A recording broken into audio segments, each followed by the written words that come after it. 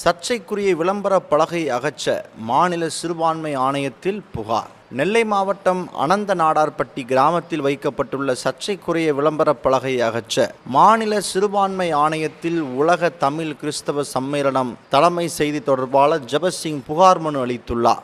அதில் கூறியிருப்பதாவது: நெல்லை மாவட்டம் அம்பாசமுத்திரம் தாலுகா இடைக்கால் பஞ்சாயத்து அனந்த நாடார்பட்டி என்ற கிராமத்தில் ரோட்டின் மேலே பிற மதத்தினர் ஊருக்குள் சென்று மத பிரச்சாரம் செய்ய அனுமதி இல்லை. இப்படிக்கு ஊர் மக்கள் என விளம்பர பலகை கடந்த 10 ஆண்டுகளுக்கு மேலாக வைக்கப்பட்டுள்ளது.